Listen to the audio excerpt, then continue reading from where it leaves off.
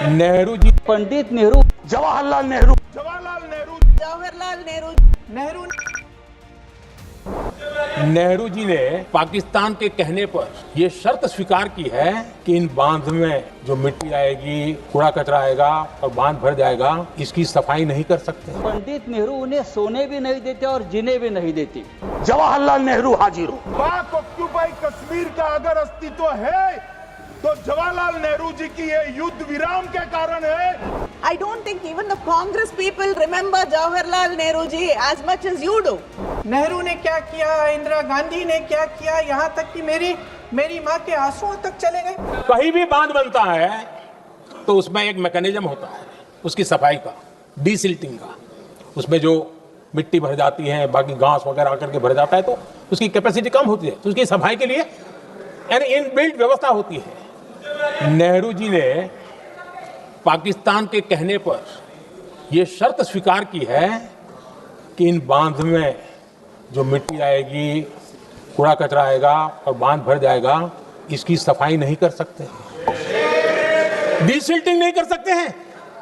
बांध हमारे यहाँ, पानी हमारा, लेकिन निर्णय पाकिस्तान का। सबको पंडित नेहरू की बहुत याद आती है।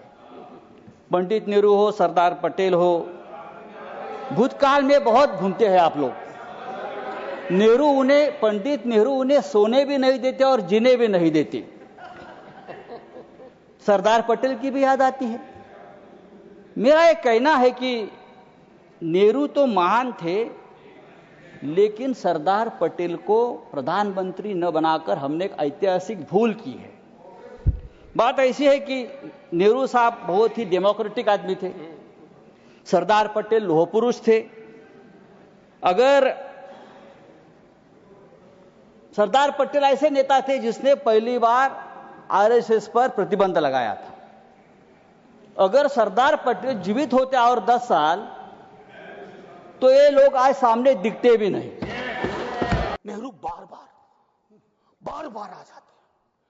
मतलब मैंने तो पिछले सदन में उस वाले पार्लियामेंट में कहा था कि बेहतर है एक दिन में एक मुकदमा कर दो, जवाहरलाल नेहरू हाजिर हो, जिनको उनके पक्ष में दलील देना है देंगे, हम जैसे लोग चलिए टूटे बिखरे हैं। और दूसरी तरफ उनको बुला लो जिनको नेहरू हर जगह नजर आते हैं। अगर नेहरू इतने वर्षों बाद भी आपको परेशान कर रहे हैं तो कुछ तो बात है थी उस बंदे में, कुछ तो बात थी। मान्यवर, मैं बड़ी जिम्मेदारी के साथ कहता हूं, मैं इतिहास का विद्यार्थी हूं। पाक ऑक्यूपाई कश्मीर का अगर अस्तित्व है तो जवाहरलाल नेहरू जी की ये युद्ध विराम के कारण है। इसका जिम्मेदार जवाहरलाल नेहरू है। मान्यवर, 1960 में सरदार पटेल ने विरोध किया था, गाड़ी लेकर आकाशवाणी तक गए थे, घोषणा न करते दरवाजे बंद कर दिए थे। मान्यवर, 1960 में सिंधु जल पर भौगोलिक व रणनीतिक रूप से हम बड़े मजबूत थे और उन्होंने सिंधु समझौता क्या किया, 80% भारत का पानी पाकिस्तान को दे दिया। I don't think even the Congress people remember Jawaharlal Nehru ji as much as you do. But I should thank you for that. Because of you, so many young people in Tamil Nadu have gone back to read Periyar and Ambedkar. And today, all over the world, young people are finding out and wanting to know more about Jawaharlal Nehru ji, because, a person who had such power to change history, to do everything, and imagine having such kind of power till today. Even you, whatever mistakes you commit is because of him. So people are really intrigued by that great leader, that students are going and reading about him. So I think the Congress and the opposition must be grateful to you. ये बात उठी, शरण की बात की हमारे गृह मंत्री जी ने, इतिहास में चले गए।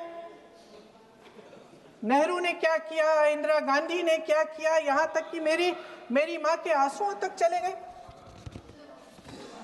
लेकिन इस सवाल का जवाब नहीं दिया कि ये सीज फायर हुआ क्यों। ये जंग रुका क्यों और तब क्यों रुका जब दुश्मन के पास कोई चारा नहीं था हमारे श्रेय में आने के बजाय।